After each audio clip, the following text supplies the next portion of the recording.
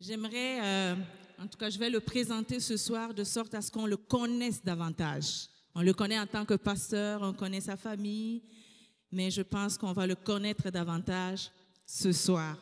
Alors, pasteur René Arthur est fondateur du ministère La Relance. Il est donc un des pasteurs du Carrefour des Nations de cette ville de Québec, donc l'église où nous sommes ce soir. Et pasteur René Arthur est un professionnel qui œuvre dans le domaine des finances personnelles et de la fiscalité des entreprises. Il a le désir profond de voir toute personne s'approprier les principes de gestion financière, ça c'est son cœur, donc contenus dans la Bible et les mettre en application. C'est ainsi qu'au travers du ministère fondé en 2017, il anime maintenant des conférences, des séminaires et des ateliers dans divers contextes.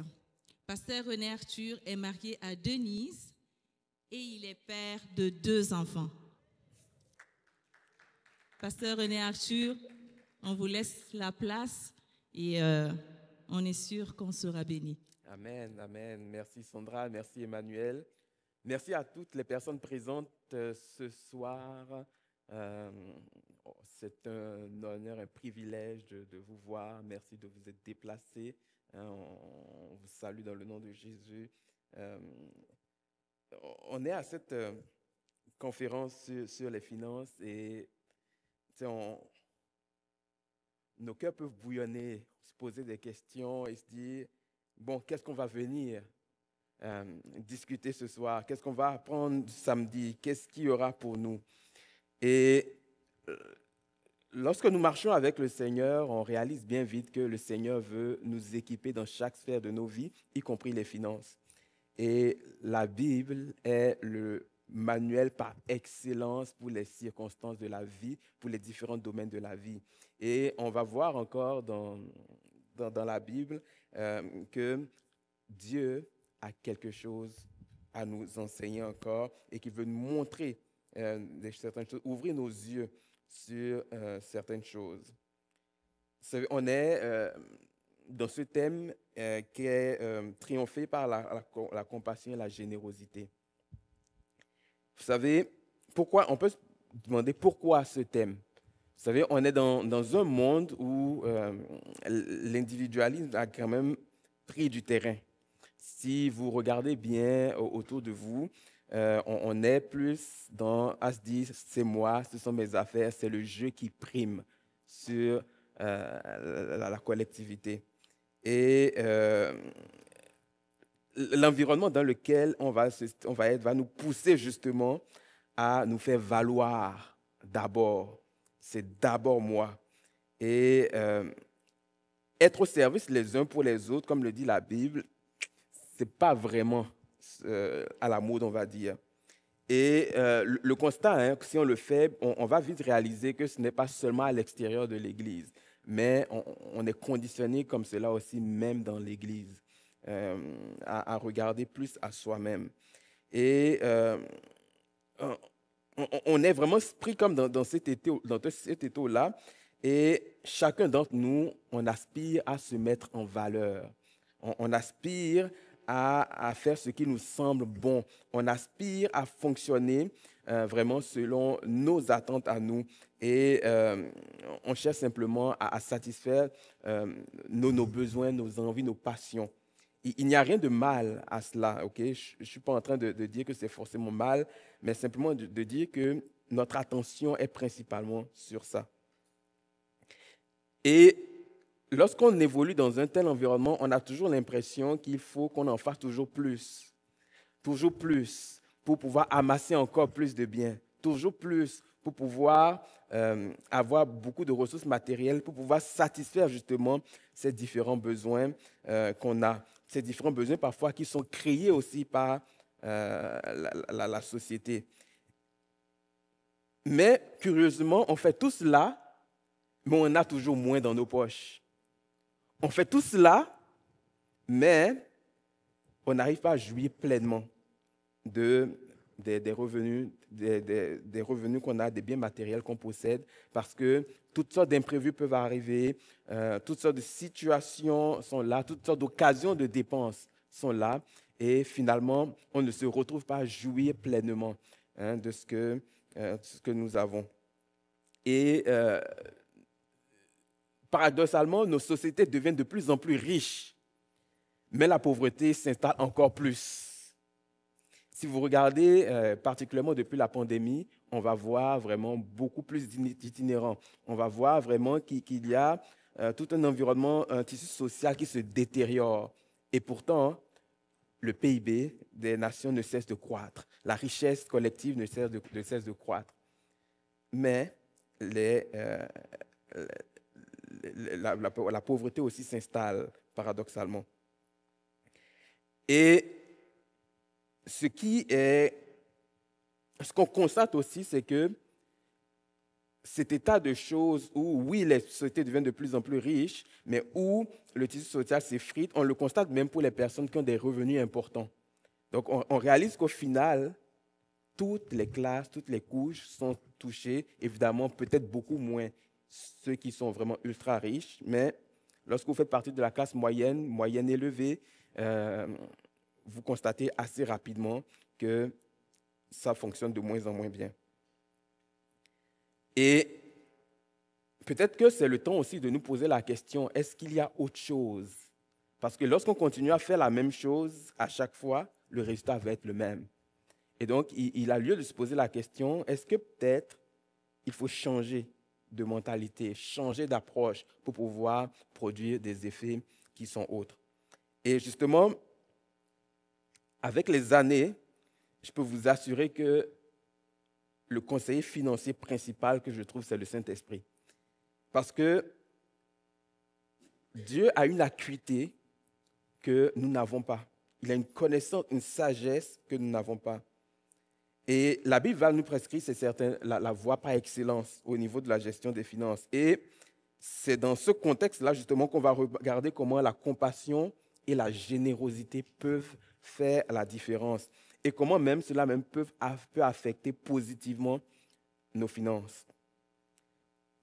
Parfois, on se dit, mais qu'est-ce que la Bible peut nous dire à propos de l'argent? Qu'est-ce qu'elle peut enseigner? Et j'aime souvent revenir à ces statistiques-là sur la Bible par rapport à l'argent. Et la Bible, savez-vous combien de versets la Bible compte, aborde sur tout ce qui est l'argent et les biens? Est-ce que quelqu'un a un chiffre à lancer? Certains l'ont déjà entendu de moi et ont peut-être la réponse ou se rapprochent de la réponse, mais combien de versets touchent à l'argent et les biens dans la Bible? Beaucoup étant?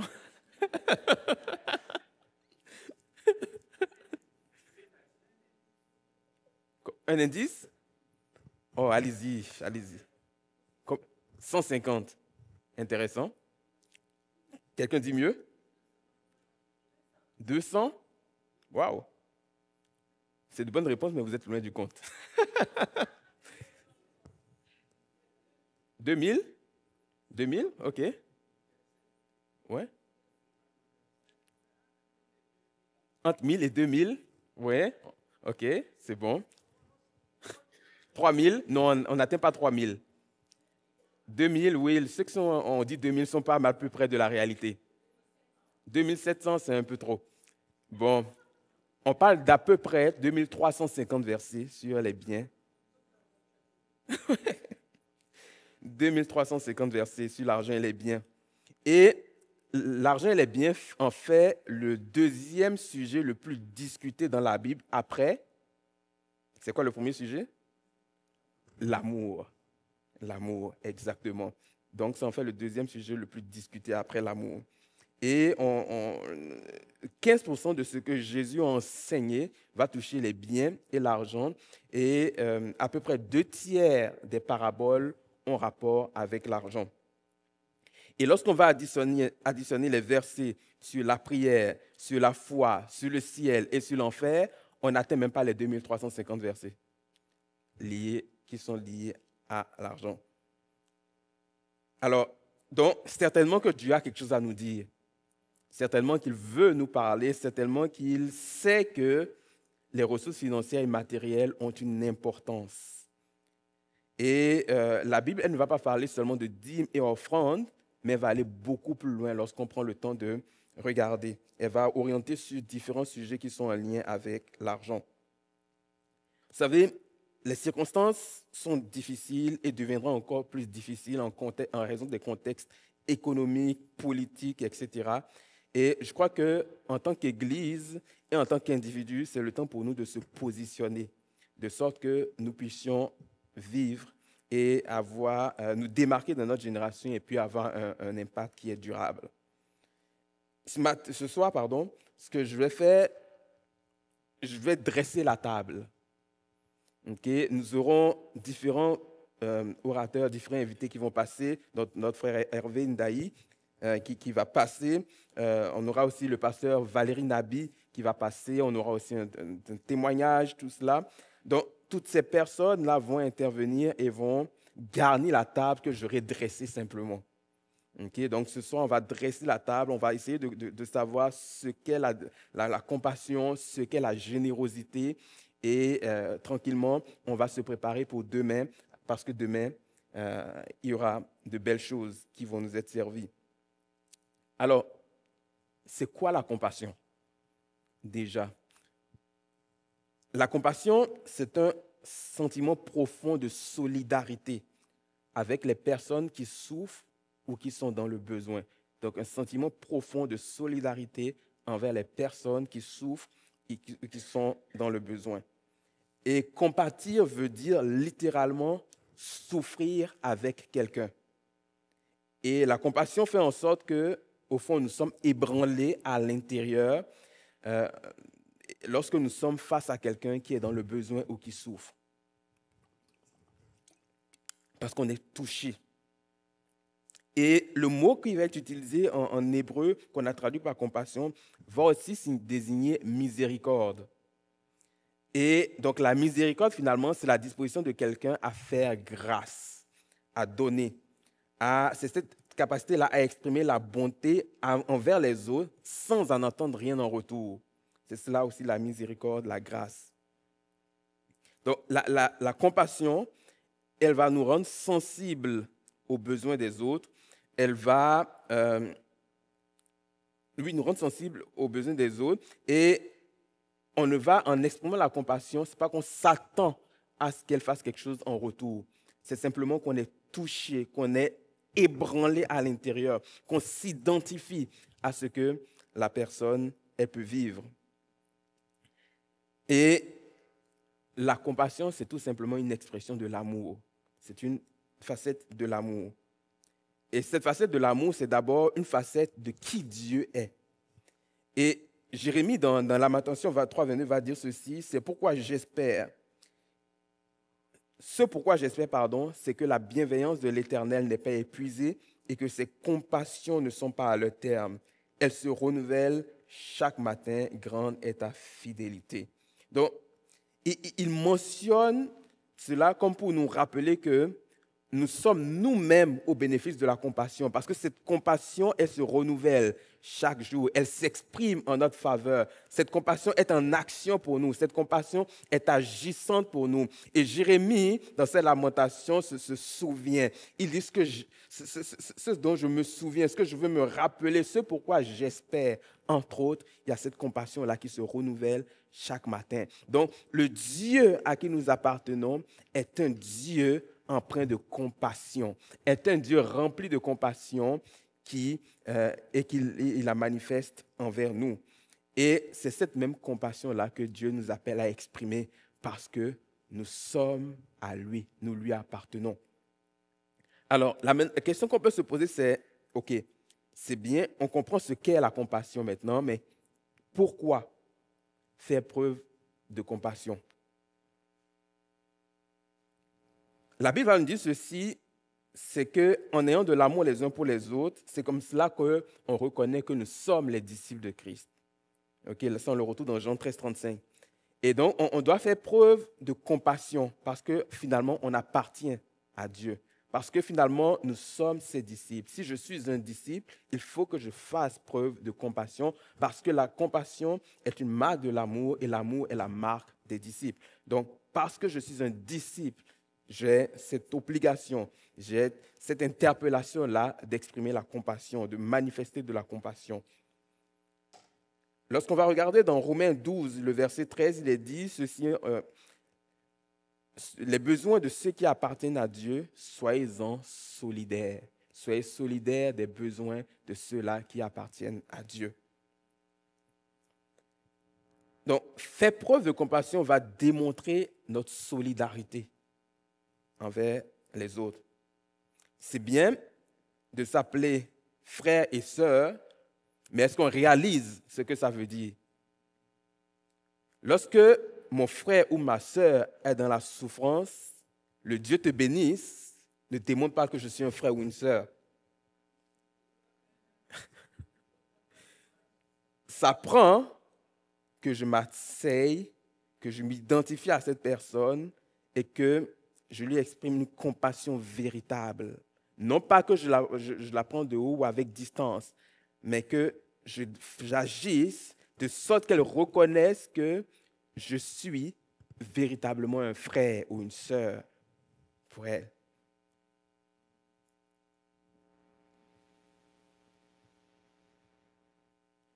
Solidaire veut dire communier avec quelqu'un. Communier avec quelqu'un. Communier avec la personne, exprimer de la camaraderie, s'associer ou devenir participant. Donc, c'est finalement un appel. Lorsqu'on dit d'être solidaire, c'est un appel à épouser la cause de la personne. C'est un appel à vraiment s'identifier à ce que la personne vit. La Bible va nous dire que nous sommes un corps. Okay? Et que chaque membre que nous sommes, nous formons le corps de Christ. Et si un membre est atteint par quoi que ce soit, ça veut dire que c'est le corps qui en souffre. Si mon frère, ma soeur est dans une situation difficile et que je la regarde avec distance, indirectement, je me fais du mal parce que je fais partie du corps. Nous sommes ensemble les membres d'un même corps et nous avons donc besoin de se soutenir. Nous avons besoin d'être présents les uns pour les autres, au-delà du « que Dieu te bénisse ». Dans 1 Jean, donc, pourquoi manifester de la compassion? Pourquoi faire preuve de compassion? Pourquoi en manifester? C'est donc parce qu'il faut être solidaire. Un autre passage dans 1 Jean 3, donc les versets 16 à 18, il est dit ceci: « Voici comment nous savons ce que c'est que d'aimer. Jésus-Christ a donné sa vie pour nous. Nous devons nous aussi donner notre vie pour nos frères. Si un homme riche voit son frère dans le besoin et lui ferme son cœur, l'amour de Dieu ne peut être présent en lui. Mes enfants, que notre amour ne se limite pas à des discours et à de belles paroles, mais qu'il se traduise par des actes accomplis dans la vérité. » Alors, faire preuve de compassion parce que cela démontre aussi que nous sommes prêts à donner nos vies pour les autres, pour ceux qui nous entourent. Jésus a donné sa vie pour nous sans attendre rien en retour. Et nous aussi, il s'attend à ce que nous le fassions. Évidemment, lui l'a fait de façon suprême. Nous, on ne donne pas nos vies pour aller sur la croix. Mais ici, lorsqu'on va parler de donner la vie, c'est vraiment d'être là pour les autres. C'est vraiment d'être là, sensible aux besoins de ceux que nous côtoyons. C'est de mettre les besoins des autres avant notre confort. C'est de mettre les besoins des autres avant nos ambitions, nos désirs, nos passions. C'est finalement de se soucier de la personne, de qui elle est. C'est s'intéresser à l'autre. Vous savez, bien souvent, on va côtoyer des gens qui, en apparence, vont bien. Elles sont bien habillées, ces personnes. Elles paraissent très bien. Sur les réseaux sociaux, elles projettent peut-être que tout va bien. Mais dans la réalité, ces personnes vivent des situations compliquées, complexes. Et lorsque vous grattez un peu, lorsque vous vous intéressez un peu à la personne, vous voyez la réalité qui se cache derrière le masque que la personne porte. Et donc, il faut s'intéresser aux autres. L'intérêt qu'on porte aux autres fait en sorte qu'on les voit, qu'ils nous révèlent ce qu'ils vivent, qui ils sont exactement, véritablement. On peut y voir toute la détresse lorsqu'on va s'intéresser à quelqu'un.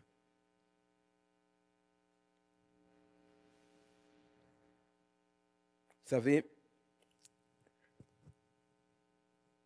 des situations comme ça, on a rencontré, ma femme et moi, où des personnes se présentent sur un certain jour, et tu regardes la personne, tu te dis, mais probablement, cette personne, elle pète le feu. Cette personne, elle va bien. Elle change de coiffure tous les jours quasiment. Elle est toujours bien mise. Il se présente toujours d'une façon, avec une telle assurance qu'on a l'impression que tout va bien. Mais quand on s'assied avec ces personnes, ou quand ces personnes nous rapportent certaines choses, parfois on tombe des nues. On se dit, ah oui, tu pourrais vivre de telles choses. Si nous n'avions pas pris ce temps avec ces personnes-là, nous ne le saurions pas. Nous ne le saurons pas. Alors, c'est pour ça qu'il est important donc de manifester, d'exprimer de la compassion. Alors, envers qui faire preuve de compassion? C'est une question aussi qu'on peut se poser. Envers qui faire preuve de compassion? Alors, dans Jacques 1, au verset 27, il y a 2 groupes de personnes qui sont identifiés. Et Jacques 1 le dit ceci, la religion authentique et pure aux yeux de Dieu, le Père, consiste à aider les orphelins et les veuves dans leur détresse et à ne pas se laisser corrompre par ce monde. Donc ici, Jacques parle d'orphelins et de veuves. Mais, vous savez, dans notre société occidentale, on ne saisit pas forcément tout ce qu'il y a derrière la veuve et l'orphelin.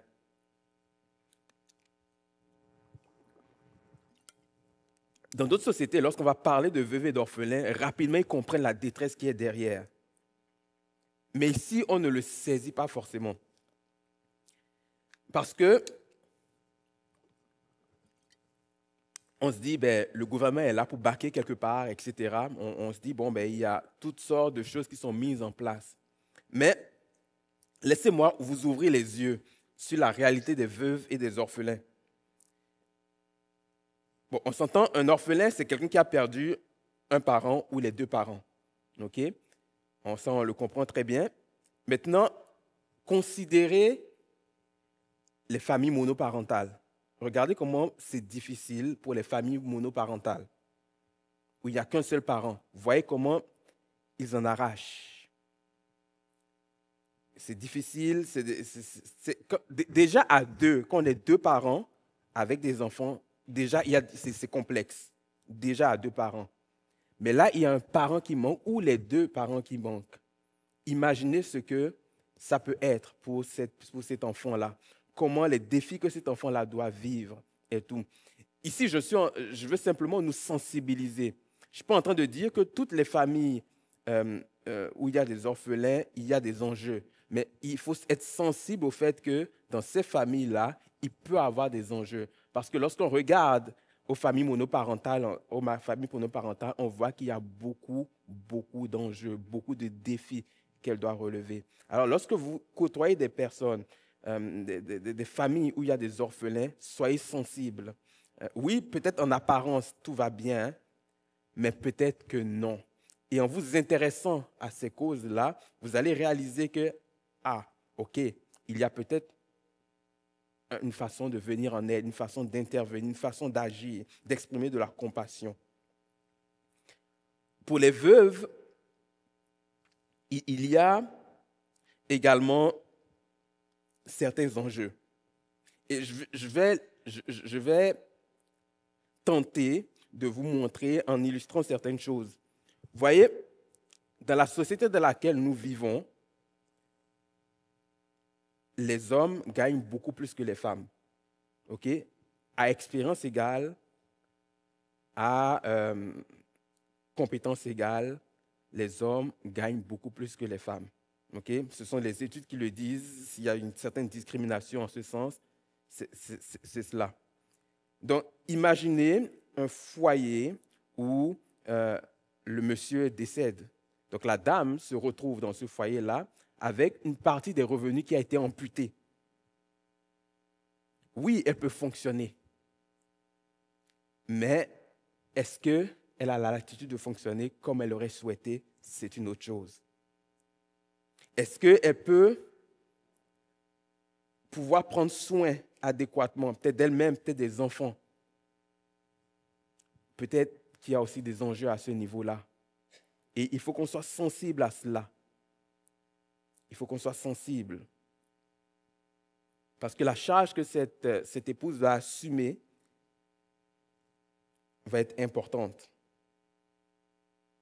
Donc, il y a une sensibilité à développer. Comme je vous dis, je ne suis pas en train de dire que dans les foyers où il y a des orphelins, dans tous les foyers des orphelins où il y a des veuves, il y a forcément un enjeu. Mais il faut être sensible dans nos sociétés occidentales sur cet enjeu-là. Alors, donc voilà les deux groupes que Jacques a identifiés. Si on poursuit, donc, lorsqu'on parle de envers qui manifestait la compassion, donc on a les veuves, on a les orphelins. Dans Matthieu 25, 34, 40, Jésus va parler donc va aborder c'est toute une histoire où justement il va dire lorsque vous avez fait telle chose, lorsque vous m'avez vêtu, lorsque vous m'avez donné à boire, à manger, lorsque vous êtes venu vous êtes allé visiter quelqu'un en prison, lorsque vous avez été là pour un malade, c'est comme si vous l'avez fait pour moi. Okay? C'est comme si vous avez agi en ma faveur. C'est Jésus qui le dit. Donc ici, on voit quand même certains groupes. On voit ici des personnes qui sont vulnérables, des personnes qui sont pauvres matériellement ou physiquement, et pour lesquelles Dieu dit il y a matière à manifester de la compassion envers ces personnes-là. Ces personnes-là la personne qui manque de vêtements, qui manque de quoi se nourrir, de quoi boire, et tout, c'est une personne qui matériellement a des enjeux. Elle vit des situations financières difficiles. Elle a besoin qu'on lui exprime de la compassion. Donc, ce sont des personnes qui sont pauvres. Et laissez-moi vous dire que oui, on est dans un contexte où on est en train de parler de l'impact sur nos finances, mais la compassion ne s'exprime pas seulement dans ce domaine-là. On parle dans ce groupe-là, on voit quelqu'un notamment qui est en prison, aller visiter. Est-ce que parce que la personne est en prison, elle n'a plus droit à ce qu'on lui exprime l'amour? Vous savez, il faut quand même lui exprimer. La personne qui est malade, elle a besoin d'une assistance, elle a besoin de voir qu'il y a quelqu'un qui est près d'elle. Et donc, c'est des groupes auxquels on peut exprimer aussi notre compassion. On voit aussi également dans Acte 10, le verset 1 à 4, où on relate l'histoire donc, d'un soldat qui fait l'aumône, qui vient, un officier romain en fait, qui est reconnu, en fait cet officier romain a attiré l'attention de Dieu. Et Dieu va dire, j'ai vu ta piété, mais j'ai vu aussi les aumônes que tu fais. Et l'aumône, c'est quoi? C'est des dons qu'on va faire aux pauvres. Ce sont des dons qu'on va faire aux pauvres. Et donc, cette personne-là, cet officier-là, il faisait preuve de grâce, de miséricorde envers ces personnes. Et Dieu, ça a attiré le regard de Dieu, la faveur de Dieu sur lui. Et donc, on comprend donc qu'il y a, lorsqu'on parle d'aumône, c'est des dons aux pauvres. Donc, on comprend donc qu'ici aussi, c'est une autre catégorie. Les pauvres, ceux qui sont dans le besoin, les nécessiteux. C'est une autre catégorie aussi pour lesquelles on peut manifester de la compassion. Donc, on a vu donc, les différents groupes, donc veuves, orphelins, les pauvres, les vulnérables, les malades. Ce sont des groupes auxquels on peut exprimer de la compassion. Et je ne suis pas en train d'en faire une liste exhaustive, mais je fais ressortir simplement quelques groupes qu'on voit dans la Bible. Maintenant, on a compris ce qu'est la compassion, pourquoi exprimer de la compassion, envers qui on peut manifester la compassion. Maintenant, c'est quoi le lien entre la compassion et la générosité? Parce que le thème, c'est triompher par la compassion et la générosité. Donc, il faut qu'on puisse être en mesure de faire les liens et qu'on arrive aussi à voir l'impact sur nos finances. Donc, on arrive tranquillement. Comme je vous dis, aujourd'hui, je dresse la table et nos invités demain vont poursuivre et apporter une contribution. Alors, vous savez, la compassion est indissociable de la générosité. Une personne qui est animée de compassion va poser des actes. Ce n'est pas juste elle a ressenti quelque chose, mais elle s'est identifiée à la personne et elle va aller poser des actes concrets pour pouvoir rencontrer le besoin. Elle va venir, entre guillemets, au secours de la personne qui est dans le besoin, qui passe par une souffrance particulière. Et donc, pour ce faire, elle va prendre de son temps, elle va prendre de ses ressources matérielles et financières. Elle va prendre de ce qui est à elle pour venir répondre donc, à ce besoin-là. Et elle va prendre ce qui est à elle pour le partager avec l'autre. Donc, ici, j'aimerais faire la différence entre la compassion et la pitié. La pitié va constater une situation donnée. Ça peut affecter nos sentiments, mais cela n'implique pas forcément une action de notre part. La pitié nous permet de prendre conscience que, oui, il y a cette personne qui vit des choses, mais au moins moi, je ne suis pas dans sa situation. Je ne suis pas dans cette situation parce que je n'aurais pas aimé être dans cette situation. Donc, je me mets quelque part un peu au-dessus. Donc, la pitié, habituellement, va impliquer un certain sentiment de supériorité, une certaine distance. Oui, mes sentiments sont affectés, mais quelque part en moi, je me dis, ouf, je ne suis pas dans cette situation. Alors que la solidarité, la compassion te rend solidaire, tu t'identifies. Tu t'identifies à ce que la personne vit. Et la compassion va s'exprimer sans jugement. Et ça va automatiquement aussi amener un acte. Celui qui est compatissant, c'est quelqu'un qui est animé de bienveillance. Quelqu'un qui est animé de bienveillance. Alors, la générosité, comment peut-on la définir? Et là, lorsqu'on va regarder dans la Bible, le mot grec qui va être utilisé pour générosité, il va faire référence à l'action d'une personne qui est sociale, qui est prête à former et à maintenir la communion et l'entente. Une personne qui est poussée à faire des autres des participants de ses biens. C'est ça une personne généreuse. Donc, elle est prête à former et maintenir la communion et l'entente. Prête à former et à maintenir la communion et l'entente. Donc, autrement dit, son intérêt à elle, c'est qu'il y ait une entente, c'est qu'il y ait une communion, une solidarité. Son intérêt à elle, c'est que les choses se passent pour le mieux. Et donc, elle va travailler en ce sens. Elle va agir en ce sens pour maintenir cela parce que c'est une personne qui est généreuse. Et l'autre partie dit, donc, celle qui est poussée donc, à faire des autres des participants de ses biens. Donc, au final, les biens que j'ai ne sont pas seulement pour moi, pour me satisfaire, mais c'est également pour les autres. Je les fais participants. Ils jouissent avec moi des biens.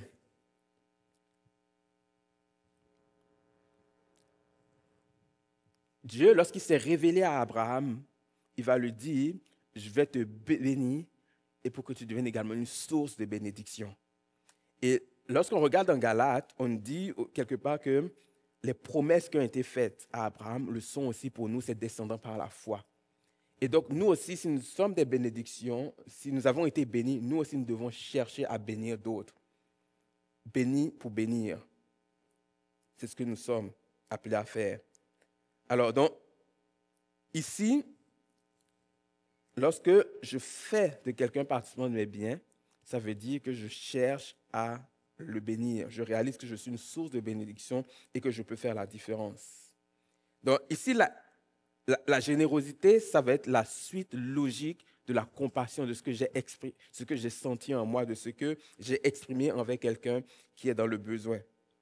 Mais même si on voit que quelque part la générosité et la compassion se suivent, la générosité est beaucoup plus large. Okay? Parce que la compassion, elle s'exprime envers quelqu'un qui est dans le besoin, quelqu'un qui souffre. Okay? Alors que la générosité, oui, elle va venir rencontrer ses besoins, mais elle va s'exprimer aussi dans des domaines beaucoup plus larges. Je vais prendre un exemple pour illustrer ça, pour permettre de comprendre. Quelqu'un peut exprimer de la générosité en soutenant un projet dans l'agrandissement d'une église. Il pourrait également exprimer de la générosité en offrant un cadeau de valeur à quelqu'un. Ou alors il peut exprimer de la générosité en donnant à manger à quelqu'un qui a faim. Okay? Mais la réalité, c'est que dans ces trois situations de générosité, c'est en donnant à manger à celui qui a faim, qui a de la compassion qui s'est exprimée. Pour le reste, c'est de la générosité, mais pas forcément liée à la compassion. Donc, elle est large, beaucoup plus large, la générosité. La générosité, elle va faire appel à tout ce qui est nos ressources financières et matérielles. Parce que je vais prendre de ce qui est à ma disposition et le partager, le mettre à la disposition des autres. Maintenant, pourquoi être généreux? C'est une question qu'on peut se poser aussi. Pourquoi être généreux? La Bible nous dit ceci, que Dieu a tant aimé le monde qu'il a donné son Fils. Donc, par amour pour nous, il a donné. Il a exprimé sa générosité. Il a fait un don. Il a donné ce qu'il avait de plus cher, de quelque chose de grande valeur, son Fils, par amour. Et puisque nous avons été au bénéfice de cette générosité, et que la Bible dit que nous sommes aussi participants de la nature de Dieu, nous sommes appelés des participants de la nature de Dieu, nous aussi, nous sommes donc appelés à exprimer cette générosité. Et donc, c'est normal que nous prenions à cœur ce que Dieu veut que nous prenions à cœur. C'est normal que nous puissions être interpellés par les projets et les œuvres que Dieu dépose dans nos cœurs, les projets et les œuvres que Dieu a dans son cœur. C'est normal que nous y soyons interpellés parce que Dieu est généreux et il s'attend à ce que nous soyons généreux. Donc, on peut être généreux pour les mêmes raisons que la compassion. On pourrait l'être. Mais j'aimerais regarder un passage avec vous dans Hébreux 13, au verset 16, qui dit ceci. « N'oubliez pas de faire le bien et de vous entraider fraternellement, car ce sont de tels sacrifices qui plaisent à Dieu. » C'est intéressant la façon dont c'est dit. On comprend donc que, on dit ici, « N'oubliez pas de faire le bien et de vous entraider fraternellement, car ce sont de tels sacrifices qui plaisent à Dieu. » Au fond, faire preuve de générosité, on va constater que ce n'est pas si naturel, okay, dans nos sociétés, surtout dans nos sociétés, où l'accent va être mis sur le moi, sur mes besoins. Et si l'auteur de l'Épître aux Hébreux dit ceci, n'oubliez pas ou ne négligez pas de pratiquer cela, c'est comme pour dire, attention, oui, vous allez être pris dans le tourbillon de vos activités. Oui, vous allez avoir des défis. Mais n'oubliez pas, il y a quelque chose d'important. La générosité, elle doit être exprimée malgré tout.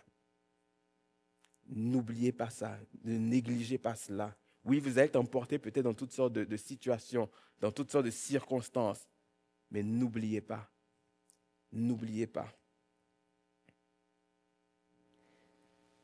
Et dans ce même passage, il mentionne que c'est un sacrifice qui plaît à Dieu.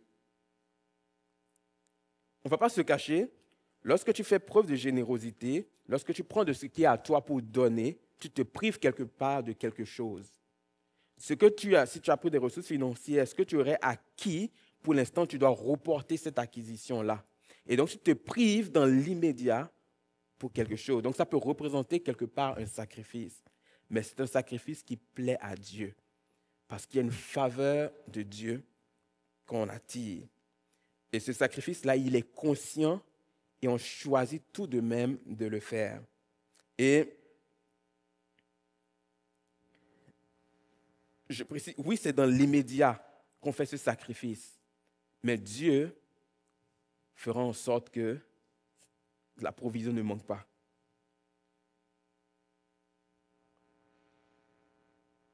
Donc, il y a un sacrifice qui est réel. Lorsqu'on fait preuve de générosité ou lorsqu'on fait preuve d'un sacrifice de générosité, cela va amener son lot de grâce et de bénédiction dans plusieurs domaines, y compris financiers. Mais je vous dis, ce soir, moi, je mets la table. Donc, je ne vais pas entrer dans ce que ça amène, comme, pas ce soir en tout cas, dans ce que ça amène comme grâce, comme bénédiction. Ce soir, mon but, c'était simplement de vous montrer pourquoi ce thème. Qu'est-ce que la compassion? Pourquoi exprimer de la compassion? Envers qui exprimer de la compassion? Le lien avec la générosité. Qu'est-ce que la générosité? Pourquoi l'exprimer? C'était ça. Ce soir que je voulais que nous puissions retenir. Parce que demain, ce qui va s'en venir va garnir tout ce qu'on a dit. Et je ne vais pas aller plus loin ce soir, mais je vais simplement mentionner 2 versets qui vont vous permettre de repartir en vous disant, au final, il y a une bénédiction à être compatissant et généreux. Dans Proverbe 22, au verset 9, il est dit ceci: « L'homme qui regarde autrui avec bonté sera béni, parce qu'il a partagé son pain avec le pauvre. » Donc il y a une bénédiction qui est rattachée à cela. Et dans Proverbe 19, 17, il est dit que celui qui a pitié du pauvre prête à l'Éternel qui le lui revaudra. Ce passage-là m'a toujours saisi. Parce qu'on dit ici que celui qui a pitié du pauvre prête à l'Éternel qui le lui revaudra. OK? Amen, oui. Mais est-ce qu'on saisit véritablement ce que ça veut dire? Parce qu'on dit que celui qui a pitié du pauvre prête à l'Éternel. Si j'ai prêté de l'argent à quelqu'un, il y a un remboursement qui vient. Et donc, parce que j'ai fait du bien à un pauvre, c'est comme si j'avais prêté à Dieu. Et Dieu n'étant le débiteur de personne, il s'arrangera pour me rembourser. Celui qui a pitié du pauvre prête à l'Éternel. Alors, le temps est avancé. Je ne veux pas vous garder plus longtemps, mais je crois que demain, Dieu va continuer ce qu'il a commencé. Est-ce que ça va? Vous êtes encore là, fatigué? Vous voulez que je continue? Oui, mais non. Non, on va être sage. Pasteur Valérie est fatigué. Il est allongé, quasiment allongé.